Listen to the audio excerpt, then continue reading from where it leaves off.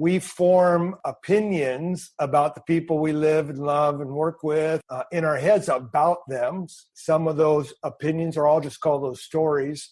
Some of those are good stories, meaning we appreciate their strengths, their contribution, we're grateful. And then there's other stories floating in our head about even those close to us that aren't so great. They're a negative story for maybe good reason, but those stories influence how we behave or react around the people we live with and love.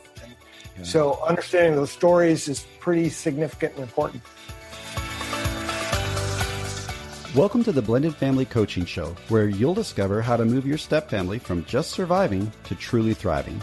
Grab your headphones and listen in as we share practical, real-life strategies for building healthy bonds, Understanding the kids' perspective, romance and partnership, parenting with great teamwork. and yes, even co-parenting with a difficult ex.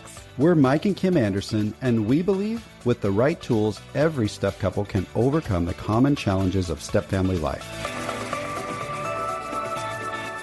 Join us for authentic and sometimes comical conversations to discover how you can lead your family with confidence and create the future you really want. Well, hey, everybody. Welcome back to the Blended Family Coaching Show. We are super excited that you are here, and we're super excited because we've got a special guest today. His name is Mark Warren from Mark Warren Associates, and Mark specializes in career and executive coaching and team training. He has a proven reputation for helping people discover and live out their personal life callings. And he's worked with clients like Alaska Airlines, Microsoft, Hewlett-Packard, Expedia, Georgia Pacific, Lazy Boy Furniture. It just keeps going, and it's awesome. Now, Mark is absolutely passionate about what he does and is committed to helping people identify and live out their core wiring in their work and in their relationships. Now, his training maxim is learning changes your thinking, practice changes your life. And I love that. And not only all of that, but Mark is a personal friend of ours, and he's been a mentor and a coach and really spoken into my life. So I'm excited to have him as part of our show. Mark and his wife, Krista, live here in Linden, Washington, just around the corner from us.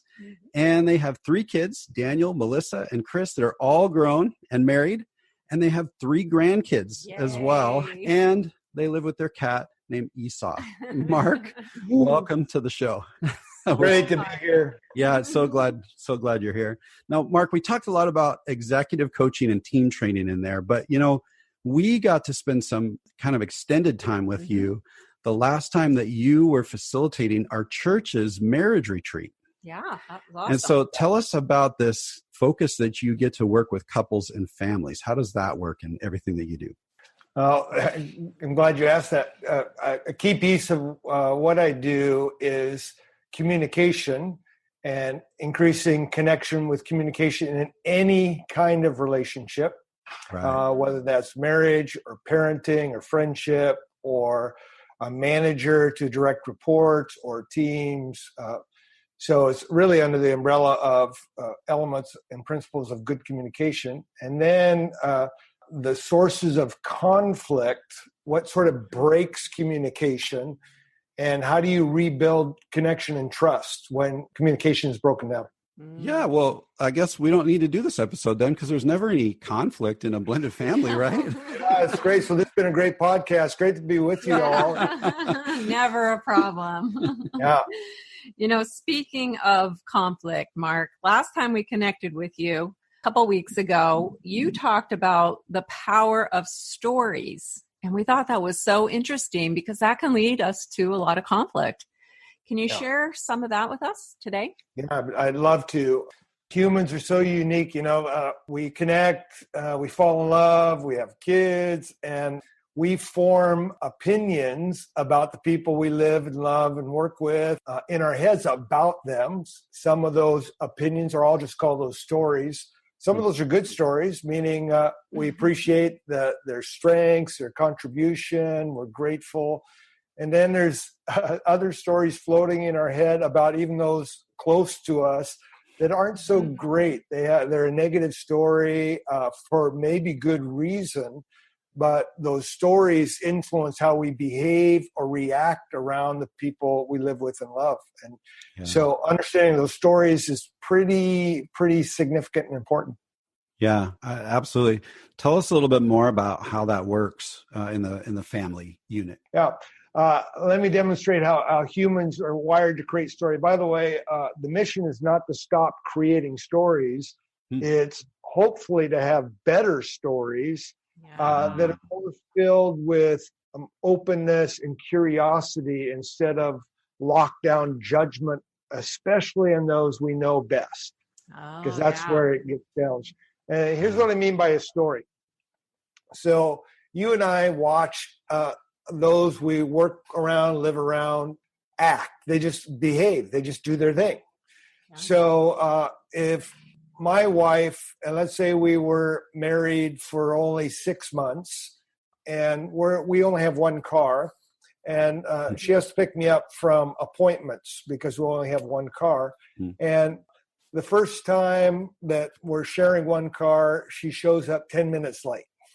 So in my head, I have to create, the facts are she showed up 10 minutes late.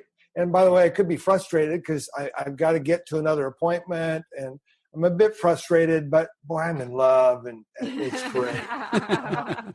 And no biggie. And by the way, she shows up and immediately says she's sorry. So there's no growing bad story in my head that she did it on purpose, or that she's a flake or doesn't love me.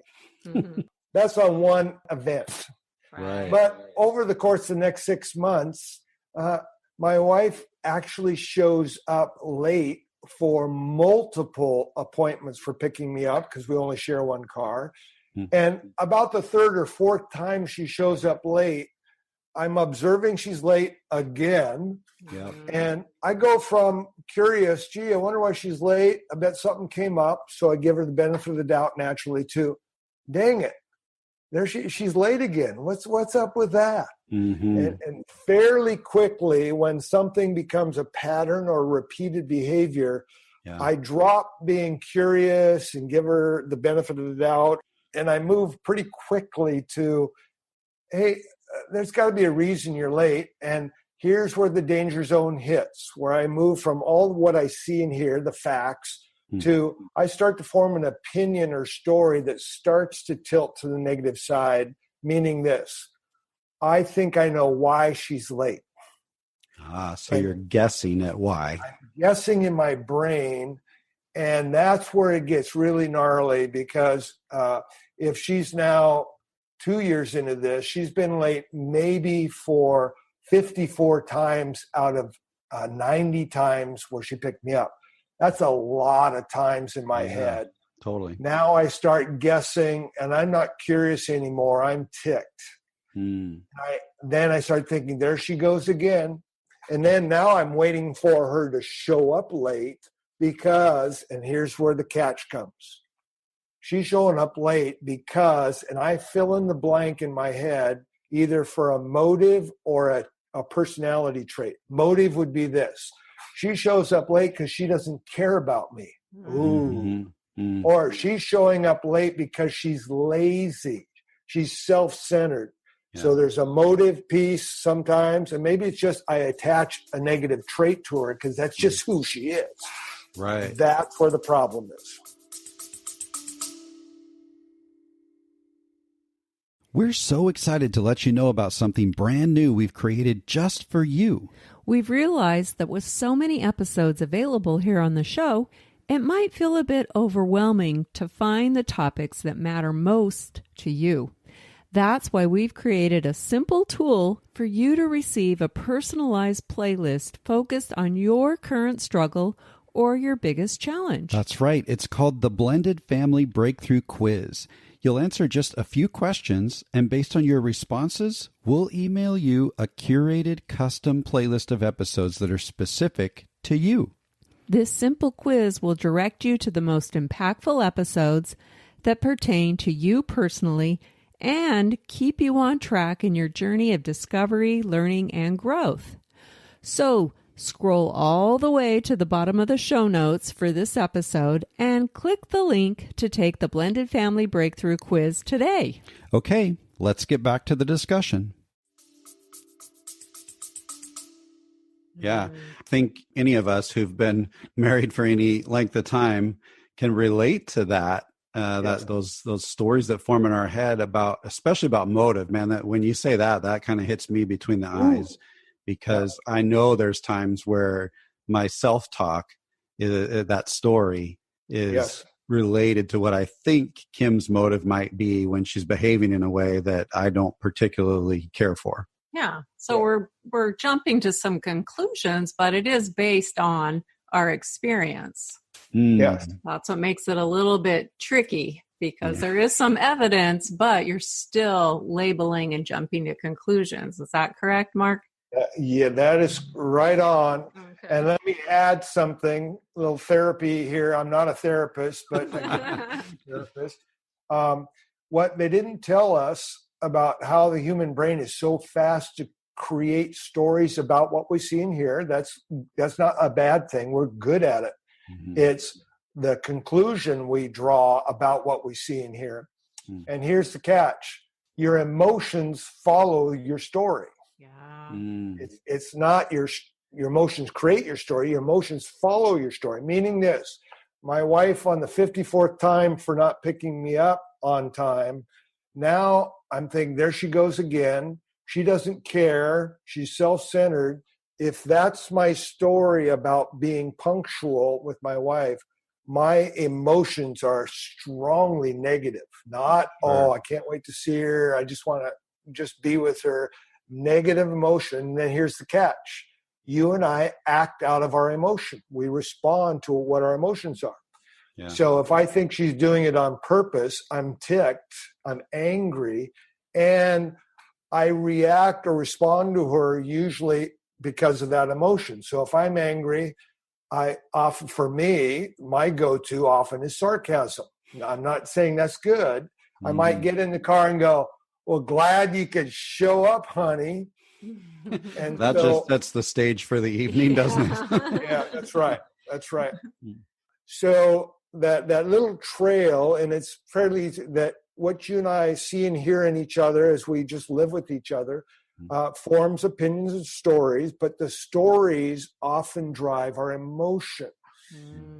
And now here's one catch, and then our emotion drives our actions around each other. Right. Now here's the dangerous thing about emotions. We believe them. Because our emotions are, I feel angry and I have anger or hurt or pain, and my emotion feels real. And guess what? It is. Mm-hmm. Yeah. And so we tend to believe our emotions are true and authentic, and that just confirms that you are an idiot or you don't care. Mm-hmm. That's our problem right there. Mm. So you said something a minute ago that the goal isn't to get rid of stories. It's actually to just get a better story. Correct. And as we get a better story, we get the gift of a better emotion. Yes. But think about this. If I get better emotions toward you, if we're living together, related, or your spouse or partner, then if I have better emotion, I act better around you. Yeah. I give you the benefit of the doubt. I'm full of forgiveness and openness when I have positive emotion. When I have negative emotion, I lock down. I start letting you have it, or I want you to feel my pain. Yeah. That you caused. So, Mark, as you're talking about this, I'm really thinking about step relationships, how they can be impacted by these negative stories that maybe a step parent believes about a stepchild and their behavior. Yeah. That can be tough. Let me speak to that for a minute, because when you now have blended families, guess what? If Mike is my new dad and I'm a teenage son of Kim, I already come into this new relationship preloaded with a story about Mike. Without even I haven't even been around him that much, but I've got a preloaded story for whatever reason. Mm-hmm. And it could be I really like my bio dad, or I just don't like Mike because he's got a bald head and a beard, and that just tells me he's a creep. So I come That's in. what my kids say all the time. I figured that. They've been talking to me, really. Mark, that story actually did hit home with us. The night before our wedding, my daughter pulled me aside and said, "Don't marry Mike." And I said, "Why?" And she said, "He talks too soft on our answering machine." Oh, goodness, He's a big wimp, He's a soft talker. He's a softy. Yeah, but that's absolutely right. She had a story. And once a story is formed, whether it's immediate, meaning I bring it into this new relationship, or it very quickly forms after now you're living in my house, I start watching you. I've got a story in my head. Now my brain does the thing that human brains do. I start looking for evidence to support my bad story. Mm-hmm. So Mike all of a sudden burns my French toast. And in my head, I go, see, Mike doesn't care about me. He's not a guy I can trust. Mm. And you just happen to burn the French toast because you got sidetracked. And Mike shows up late to pick me up from soccer practice. See, Mike doesn't really care. He's not a really decent. So very early on, especially in blended relationships, you're dealing with a lot of stories that have come into the relationships. Yeah, and on both sides. Yeah. Both sides. Yeah. Yeah, the step parent can have those stories about a stepchild as well. Yeah. Yeah, it works both directions. Now, you talk a lot about core and chore. Mm-hmm. And I know that relates to how, we observe people and how they observe us and how some of these stories are related. I'd love to talk about how that impacts some things. And I wonder, before we jump into that, if you could just explain what exactly is core and chore? What does that mean? You bet. I'd love to. And again, let me just refresh. We just talked about how stories happen in your head and drive emotion, meaning you and I see behavior, see people act.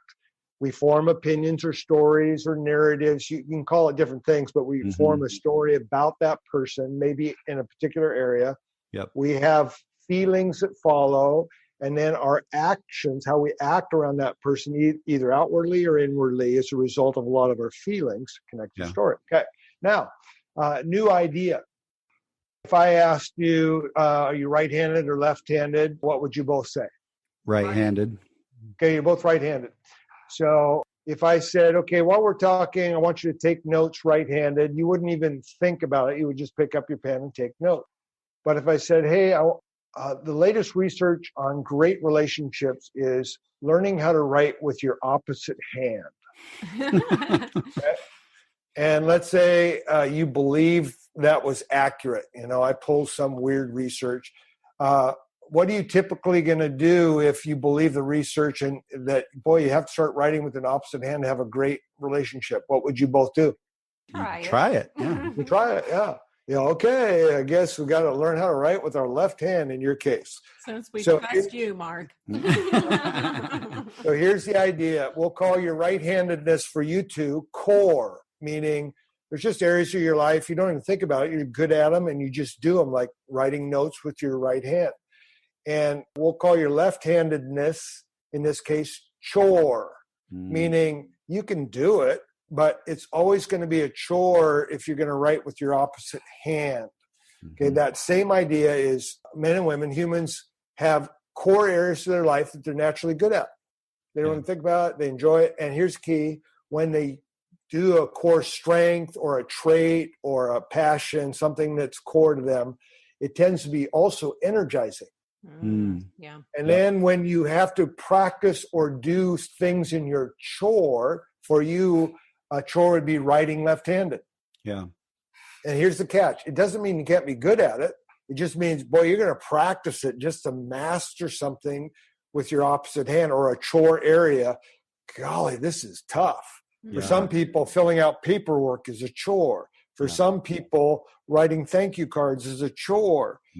So you can learn how to do it and actually get pretty good at it. But chore behavior, meaning doing things in your chore areas of your life, tend to take energy. They tend to be more draining than giving energy. Yeah. So core areas energize you and I when we get to use them. Chore areas tend to drain us. Doesn't mean we can't do them. Yeah. You can be really good at it. In fact, many people have some chore areas that people think are their strengths, and that actually creates problems in relationships. Sure. For example, let's say Kim is naturally good at piano. Ooh. And everybody around her says, you're good at piano. You should be a concert pianist. But here's the key. For Kim, let's say piano playing is an ability, but it's not a core ability, meaning she's good at it. Yeah. But it doesn't energize her. It actually drains her to go play piano. But everybody says, oh, Kim, you should play the piano. You're so good. Yeah. And many of us get trapped in areas where we actually have some skill at, but it's not a core skill, meaning we're good and then we get energized. Yeah. So that's sort of the idea. There's core and there's chore. Okay. So how does all that impact stories? And relationships. And relationships. Mm-hmm. Okay. Now here's where it gets fun, and hopefully it won't get complicated because life is so busy. If this gets too complex, we sort of throw in the towel. Sure. Yeah. So I'm going to use Mike and Kim. And let's say Mike has a personality core that's very structured and organized. How do you know that? I don't know. That's actually true.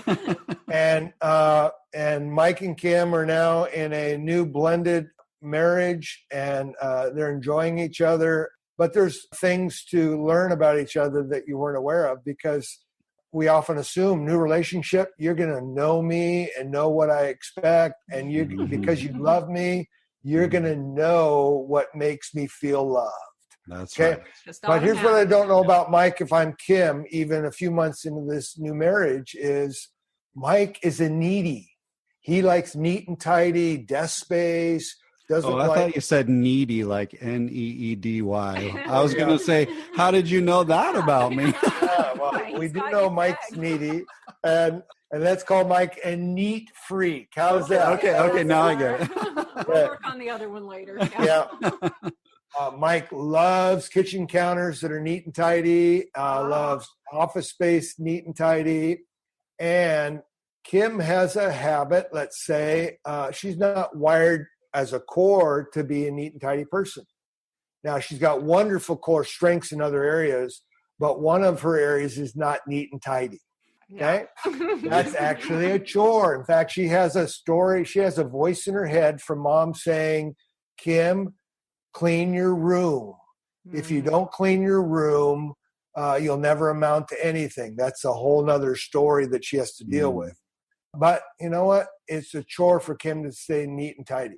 So just in the course of busy life and busy days, Kim starts dropping some of her mail on Mike's neat and tidy desk. Uh-oh. And Mike's getting a little upset. And you mention it, and Kim goes, oh, so sorry. I shouldn't put it there. She picks it up. So early on, not a problem. But being aware of your neat and tidy can actually trigger stuff. And she forgets in the busyness, and she starts piling some to-do lists for Mike to do in the garden when you're home. And that's starting to irritate Mike. And Mike starts to go into a story in his head about Kim, and it sounds like this. Kim knows I love neat and tidy. That's what you think. Right. And because she knows I'm neat and tidy, and she's purposely leaving junk on my neat and tidy spaces, I jump to her motive. By the way, remember, neat and tidy is a chore for Kim. But we assume if you love me, you will mind read and know that I love neat and tidy, and you will always be aware of what my chore is. Yep. And when you violate it, that means you're purposely doing it because you don't love me or you're self-centered. Yeah. That's when core and chore comes into play with stories. Does that make sense? It makes a lot of sense. And well, the funny part is that's an exact area of conflict that we have had over the years, especially the kitchen counter. Yeah. Like, I want it to be cleaned off. I do a lot of the cooking, and it's like, keep it clean, darn it. Keep Are it you clean. doing this on purpose, right? You're trying to annoy me. And I just don't think about it. It's not even on my radar because it's Don't not even a think problem about it. for me to have a couple, a little bit of clutter here and there. Yeah. And so now I've got this negative story about her when in reality, Kim loves me really well. Yes. But I'm hijacked by this false narrative about her motives around this thing where I'm expecting her to write left-handed, essentially. Yeah. And then it all trickles back, just like you said, Mark. Yeah. If he has this story in his head and that's impacting his emotions, that's going to impact how he treats me and acts towards me. Mm-hmm.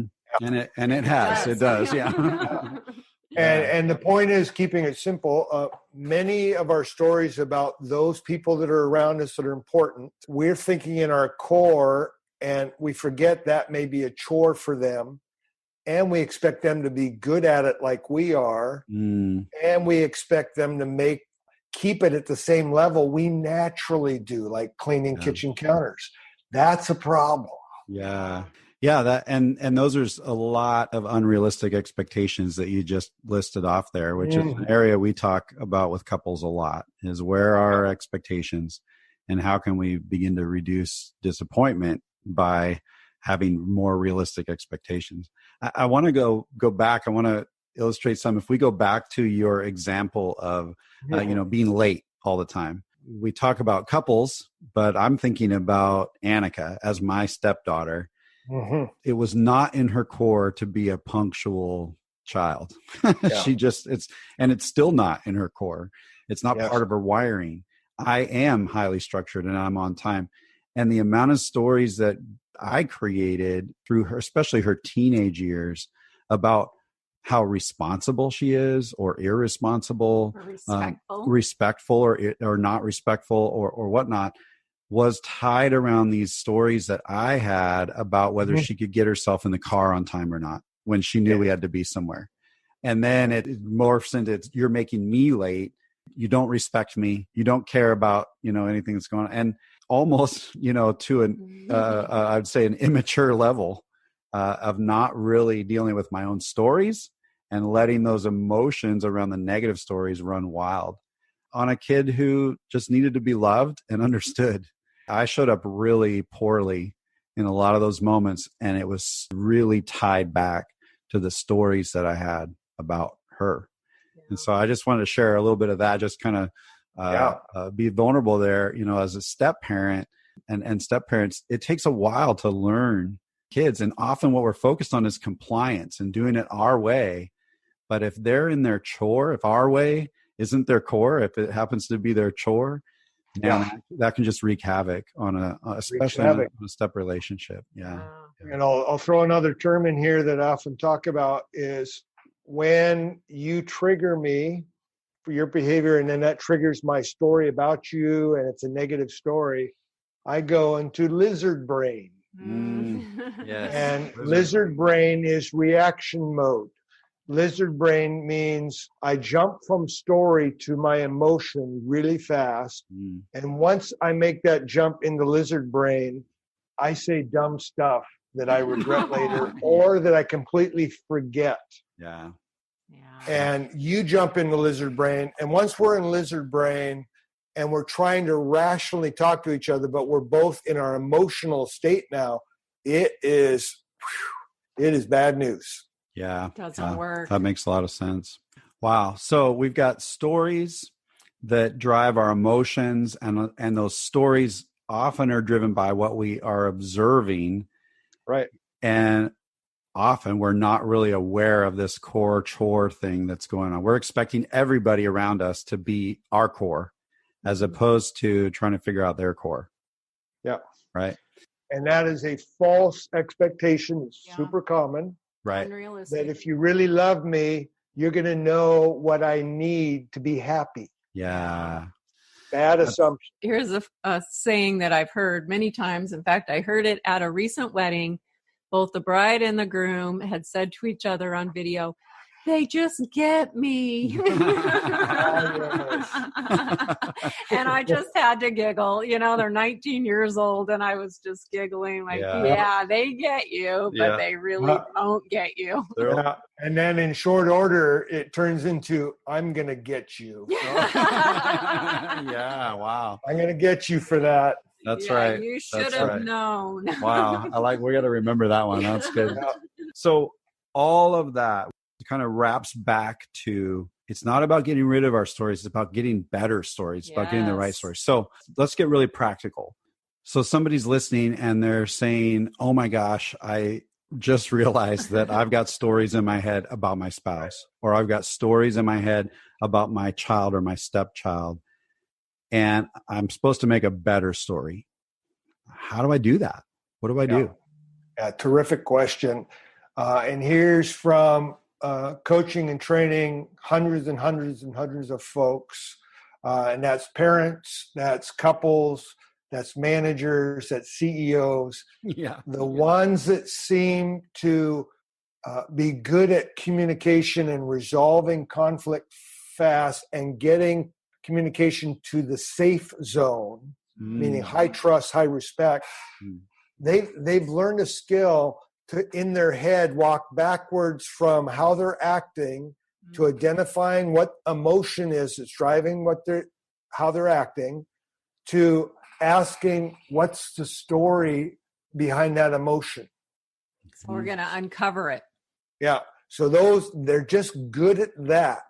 Okay. And it takes a lot of practice, but it's not complex. It just takes practice. I love that. That's backtracking, right? Backtracking in your head. And by the way, teenagers can get good at this, which is awesome. If teenagers can learn how to go backwards in tracking their actions to their emotion to their story, they get very, very, I'll say, mature quick on communication, and they're no longer a slave to lizard brain near as much.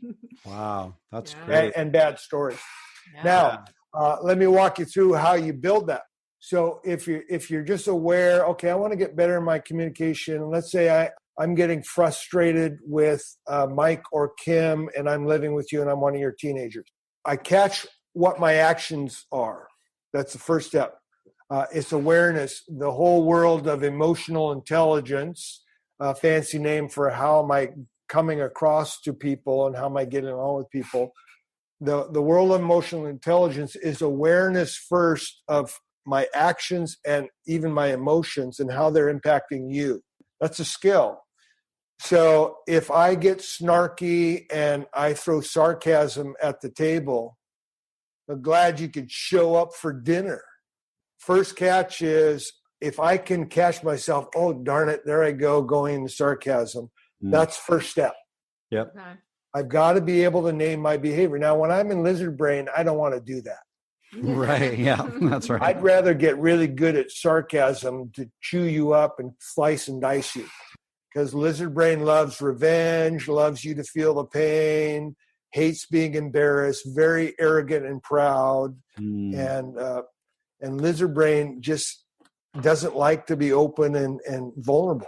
But then is it true later on, when we're out of lizard brain, we look back and regret what we said and did when we were in lizard brain? If you're teachable. Yeah, that's right. Some of us harden up because we lived with our pattern of, if somebody hurt me, well, by golly, I'm going to hurt you back. And I've got you locked down in a story. I don't want to regret it because I may think you didn't hurt enough because you really hurt me. So I want to make you feel my pain. Wow. So I may not want to say I regret it at all. Yep. Yeah, that's a good way to destroy relationships. And it happens fast. Yeah. Wow. So back to the skill of how do I catch myself just to observe my behavior to go, why? And here's in my head, you turn into sort of a story detective. That's really what you are. You become a story detective. I just made that up, by the way. I've never said that before. I like it. That's good. And meaning, trademark that. Yeah, you go for it. And the catch is, okay, I want to change. I want to have a better relationship with the person I'm talking to or living with or working with or parenting. I go, in the moment or soon after, why did I behave like that? Yeah. Why did I hit him with sarcasm? Why was I so angry so fast? You know, what, and why did I start throwing names at them? Okay, so that's a skill. It takes a while to catch. I got to start with the behavior, or why am I withdrawing, or why do I go silent when Mike starts doing his power thing? Yeah. If that's my story. Okay, that's skill one. Now, skill number two, which is super powerful, is okay, I'm behaving like that because Kim makes me angry. Or I'm all stirred up. So the second skill is I've got to put a label on my feelings. Now, a lot of therapy training for therapists that are doing marriage and relationship counseling and parenting counseling, much of their training is to help individuals identify feeling. Yep. And that's really important because most of us just feel. We don't know how to put a label that's accurate and specific on maybe a bundle of feelings. Yeah. Right. And so there's a skill in here of getting labels or names for our emotions, especially the negative ones, that is a skill worth exploring. And by the way, if you get good at that, you're going to save yourself a lot of money in therapy. Yeah. Totally. Because that's what therapists are trained. I have a buddy of mine, a marriage and family therapist. He has, you may have seen, he's a poster on his wall in his therapy office that has over 100 different emoticon faces with an identified emotion. And he has his teenage clients, and he says, point to the emotion on this poster when your dad is talking to you about cleaning your room. And all they're doing is building skill of getting accurate names. Yep. So learning how to catch myself about my behavior, how I'm acting inside my head or outside. Second skill, I want to get better at giving the name of my emotion. Now, here's the real catch. So I may have spent 10 years in marriage or relationship therapy, and I've gotten really good at naming the emotions I feel when my spouse or partner irritates me like crazy. And I can name the emotion. I'm upset. I have rage. I have hurtful pain that feels like I'm slain with a sword. So I've got good labels. But if I don't go learn how to go to the story behind that emotion, it will not resolve the communication breakdown. Got it. You're just stuck, basically. Yeah. Many therapists think I've helped a couple by identifying the feelings. So he or she therapist created some safety for a couple or a parent with their teen or younger kids, and the teen gets to vent. Either I feel embarrassed when I'm with my mom or dad. I feel hurt. I feel like they don't care, and they're giving good labels. Yeah. It's great. But until you get to the story behind the feelings, you will never fix or alter the relationship. Never is a pretty strong word there. Right. Yeah. Never means never, right? Right. You stay in the old rut, the old story. So here's where the real breakthrough happens for folks, for individuals and couples and parents in particular. They're learning how to catch their behavior, even when they're in lizard brain, because they can come back to it if they know, oops, I just said something that I want to visit later. Right now, it feels good to let them have it, but I know that's not good. So I got to step away and think about how I acted. What's the emotion? Why did I say those harsh words to them and bring up their past with their old boyfriend or something? Because I just felt so demeaned by them. So I got a good feeling. Now the real thing is, so what was the story? What did they do or say that made me feel demeaned? Or what's the story that I felt like they were intimidating? What's the story in my head that they aren't a safe parent? that's where the real skill starts to pay off. Because if I can get to the stories, now we're into some high leverage change potentially. So again, you're going back to being a detective, and this time you're figuring out what created the story. Mm-hmm. What did I see? What did I hear? What happened? How did that story develop in my mind? Now, let me demonstrate something. So let's say you two have had months and months of therapy, and you've identified some raw emotions where you're hurt or angry, but you haven't gotten to the story. Then as soon as the behavior kicks in, you're going right back to your emotion. Yeah. And then here's what happens. Mike says to Kim, there you go. You're all angry again. Stop being angry. Yeah. Or Kim says, is mad at Mike because you didn't say you're sorry. And Mike said, yes, I did. I said, I'm sorry like 10 times. What do I have to do? Kim says, I don't think you feel really sorry. Yeah. And you're thinking, shoot, this is a no-win situation. I really am sorry, but how am I going to convince her that I really am sorry? Oh, it's when she feels I feel sorry enough, the equal, okay, he feels sorry, now we can move on. That's a dead end. Yeah. Doesn't work. So until you move to stories, you can't just tell somebody to stop their emotion. Why? Right. Because you don't.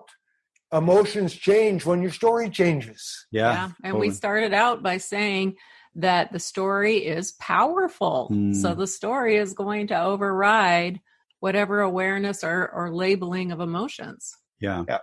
We think we're being encouraging, telling somebody to stop their emotion when we don't get to the story. It's like, wait, actually, it's reversed. It creates more negative emotion. Yeah. Now they're thinking they just don't get me. But once you start exploring what's my story, that's ripe for a very positive experience to go, oh. And let's go back to Kim dropping little junk piles on your neat and tidy office desk. So, okay, why am I upset with Kim? Because dang it, she dropped another bunch of pile of junk mail on my neat and tidy. Doesn't she know? Hold it. Now I'm getting all upset that she doesn't care. That's my story. She's self-centered. Okay, why do I think she doesn't care? Because, well, look at the pile on my desk. There it is again. Okay, then I get to ask, I play detective. Why is she putting that pile on the desk? Right. Because it's that pile on the desk repeatedly that I'm convinced she doesn't even care. Because we talked about it 42 times. What's the story? Okay. Now the core chore question comes in. Okay. I happen to know I'm a neat and tidy person, and my wife, in this case, is not, or my spouse or partner, and or my stepchild. Stepchild, very much so. A stepchild. This is really key for step kids.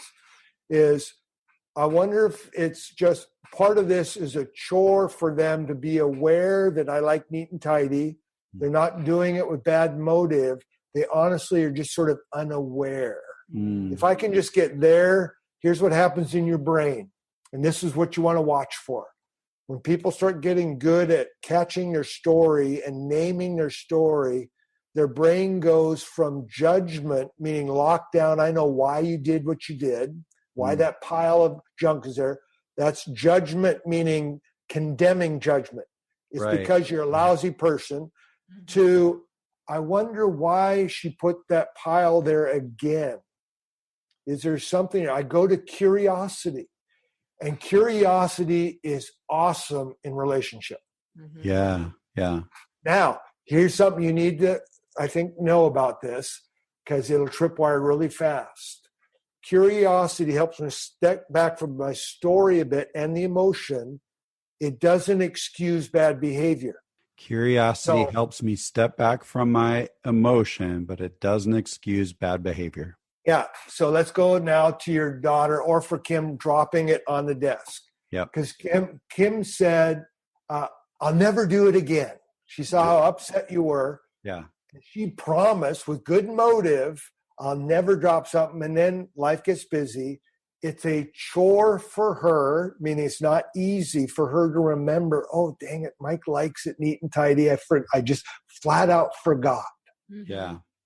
And okay, knowing it's a chore creates some curiosity and some ways to talk about that now, to say, hey, Kim, can I talk to you about something, Kim? Sure. And I realized I got a story going on in my head about a behavior that's happened a lot. We've talked about it, but I just want to talk about it a little bit because I'm trying to get behind the story in my head and not make you a bad person in my head, because I honestly don't think you're a bad person. Yeah. But I noticed again this week, Kim, that the junk mail ended up on my desk, and I've shared it before. You may have forgotten it. I'm not accusing it. You may have forgotten. Something about neat and tidy is really important to me. And when you put that on my desk, it triggers that bad story in my head that you don't care. Now, that's my story. I'm not saying it's true. Can we just talk about that a little bit? Yeah. Now you have better conversation. Now, she's still dropping junk on your desk. Oh, no. But she's more aware of it because you said it. And here's where the conversation goes. I am sorry, Mike. You're right. I honestly just forgot. I wasn't doing it on purpose. I actually want to get better to be aware of that. Can we talk about, it's a chore for me to carry that in my head. I love you to pieces, but that area, sometimes I'm just somewhere else in my head. I'm not excusing my behavior. But if I do that, my intention is to keep this place sacred for you, because that's important to you. Yeah. But I may forget and do that. I'm not excusing it. Could you just remind me? I'll be happy to move it. So now you create a better commitment, meaning this. By the way, I'm not promising never to do it again. That's actually what you don't want to promise. Yeah. What you want to promise is, it's important to me that you can trust me and respect me. And I want to get better respecting this area. And I've got a pattern where I haven't done it before. Yeah. Right. I want to get better, and I'm asking for your help. I'm inviting you in. Yeah. But a little trigger I shared with you two the other day. I'm going to recommend, as individuals or couples or parents, you don't fall into a very bad sinkhole at this moment. And let's say you're talking to your teenage stepdaughter, and you're the one that's late picking her up, and she's really frustrated with you picking her up late. Yep. And with good motive, you go, oh, I'm really sorry, hon. I was late again. I know that's important to you. I'll never do that again. Bad to commit to. Yep. Number 2, honey, will you hold me accountable to being on time? Oh. Yeah. Great motive, bad result. Okay. Different script you want to say is, I apologize for being late. I know that's important to you. It wasn't on purpose. I do care about it. I want to get better in this area because it's important for our relationship. Not going to be perfect, but I want to change the story in your head, if you're open to changing that, to get better at this area because it's a chore for me. Right. Okay. Something around, we got to keep this simple, but now you have a shot at building trust and respect and blowing up a bad story and changing it to a better story. Yeah, that's great. And that's kind of opposite of what we've been talking about here, catching yourself.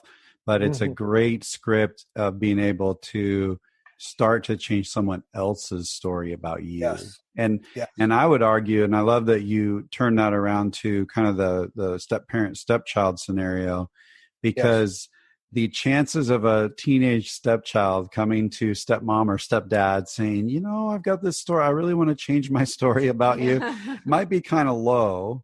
But as the adult, as that step parent, I want to go first and have the opportunity to help them change their story in a really positive way that builds up my relationship with them. And that can feel really intimidating to step parents. But the way you just described that really simplifies it. And by the way, this happens particularly with blended families. I'm a child coming into a new relationship with a new dad or new mom. And guaranteed I'm going to have stories. Mm-hmm. Yeah. Yep. And for you, new step parent, to ask me to be open to change my story, that's a big ask. Sure. Now, I'm going to say something, and this is one of the toughest areas for step parents. Mm. And you live it, you know it. Yep. It's when you realize one of your stepkids has a bad story about you, and it's not true, it's not fair, you got locked down in their head, but they don't want you getting near that story with a 10-foot pole, Yeah. and you feel trapped. You realize, I can't do a stinking thing about this. Mm-hmm. And it's very deeply hurtful to these new step parents because they've got one of their stepkids that they really care about, and that stepchild has a story or multiple, a batch of stories that they want to hang on to that because it feels darn good. Because if I can hold on to this, I can blame my feelings and my stirred up stuff from my bad stories on you. Yeah. Yeah. And I don't want to step back from that maybe. Right. Yeah. So it takes some work to just, have a stepchild be open to even talking about, get this, their action, Mm-hmm. let alone the feelings that led to the action, Right. let alone The story behind driving the the feeling. Yeah. Yeah. But that's where you start to move as a step parent. Can I safely help my stepchild identify their behavior? Yeah. Okay, that's great. Right. Then, hey, can we put a label on the feeling? Help them. Yeah. That's where you start building. Then if we can go for the big enchilada, Mm-hmm. begin safely talking about what's the story behind that you think you can't trust me. Yeah. Then you're in some really good territory. Yeah. Yeah. And a step parent needs to be able to do that without becoming defensive or lashing back or getting upset with what the stepchild is sharing, because then they're no longer safe. Yeah. Yeah. Now, I need to add one other piece because step parenting is one of the biggest challenges out there. You know it well. Mm-hmm. As I'm on that journey with a stepchild to try to make it safe and a tight, trusting, respectful relationship with this new family member, I still don't excuse bad behavior. Right. If they're getting snarky or disrespectful or they're not showing up on time that they agreed to, then I start working with them about agreements of behavior. That's where I start. This is a whole new skill, meaning, can I expect you to clean your room by 3:00 before you go? Is that doable, honey? And I don't actually care about their attitude. I want to have them commit to an agreement. And then if it's not, we can talk about it. Or if you don't get to go out and play with your friends. You start with agreements and then discussing when they don't meet their agreement before you try to get them to change your story. Okay. That makes sense. So you're more focused on the behavior, just like you are when you're aware of your own behavior and then moving to the emotions. Yeah. I just, for people who are listening, I want to remind you, we talk a lot about emotion coaching, and Mark just gave us some insight onto the first step, maybe even before we get to the emotions. But moving forward from there and helping a child to recognize maybe what those emotions are, we talk a lot about that in episodes 7 and 8, and we'll link to that in the show notes. Now, we frame it in those 2 episodes around how kids are hurting when they're being influenced by a negative or a toxic ex.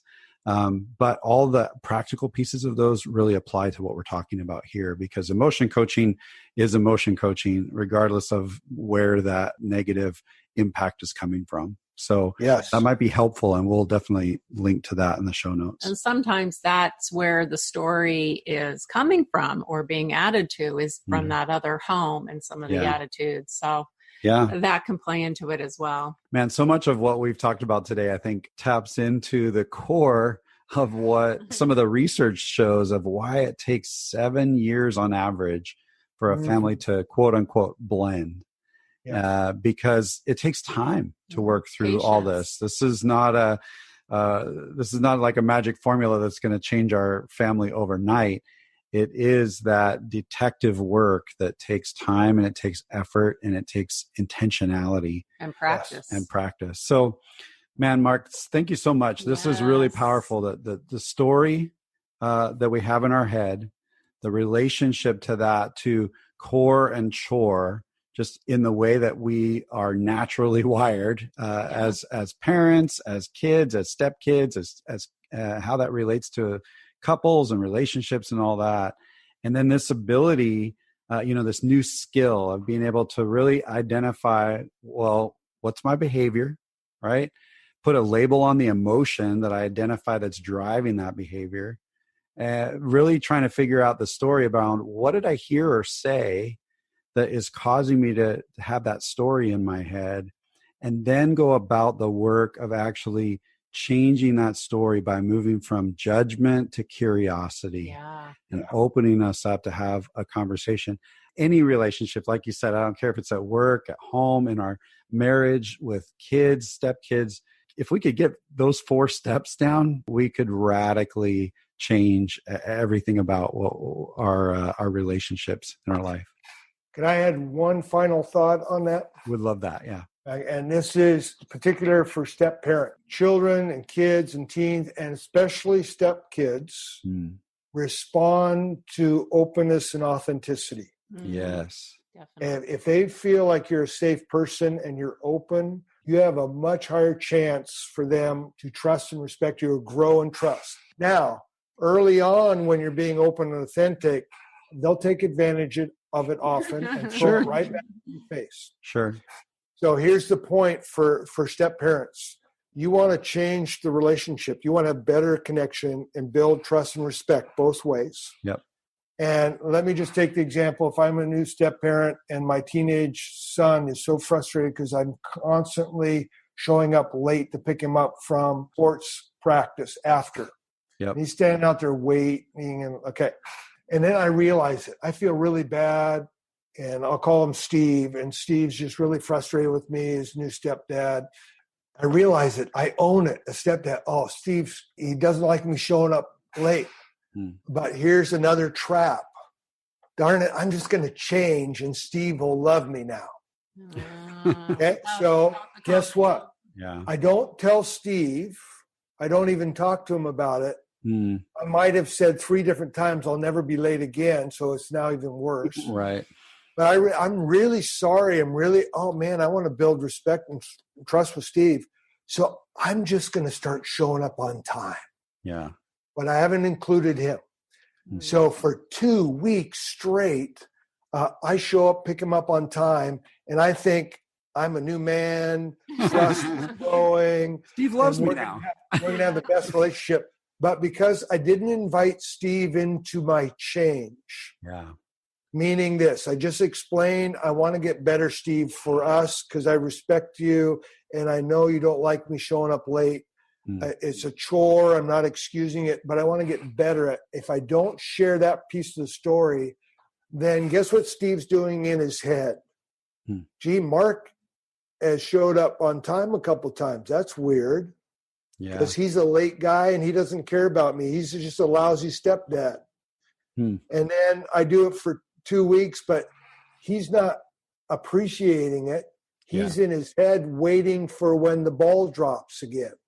So he's not changing his story. He's just observing something out of the ordinary. Out of the ordinary. I don't get any credit. Yep. And guess what?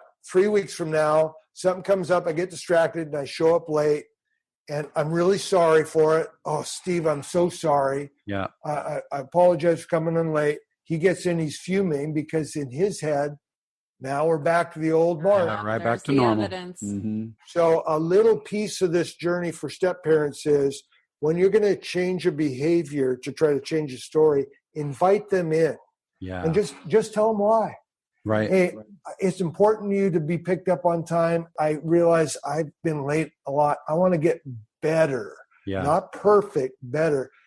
There's one of your winning scenarios with stepkids. I love that. Yeah. I want to get better. What's important to you is also important to me, and I want to get better. That's right. Tell them the why. Tell them the why. Yeah. Yeah, that's great. Mark, this has been really insightful. Yes. I'm excited for our audience to be able to hear this. And I just know that whole idea of story and getting it right is so powerful in every relationship. And so not only am I excited that this is going to help with couples, it's going to help with parenting, but gosh, it can help in any relationship at work or wherever you are. Thank you so much, Mark. We really appreciate you coming on. Yeah. Any other thoughts? You left us with a lot of great things to think about. Yep. And I don't want to complicate it anymore. Yeah. There you go. Yeah. Oh, yes, we thank you and appreciate you. And this is all great things that we can all improve on. Absolutely. So Mark, let's maybe somebody's listening and they might be thinking, gosh, I want to learn more about Core and Chore. I want to understand some of this a bit more. How do they go about finding you? I'm glad you asked. Easiest is my website, markwarrenassociates.com. That's associates with an S, all one word, markwarrenassociates.com. Or they can email me directly, Mark, M-A-R-K, at markwarrenassociates.com, and I'll get back to them. And let me encourage the listening audience. You've heard lots of info, and as Mike said right up front, learning changes your thinking. So you learn new ideas, but it's practice that changes your life. Yeah. So pick just one thing from what you heard today and try to practice it for 2 weeks. I love that. One thing and practice it for 2 weeks. That's really great advice. Thank you so much, Mark. So I will, we'll make sure to link to your website on our show notes as well.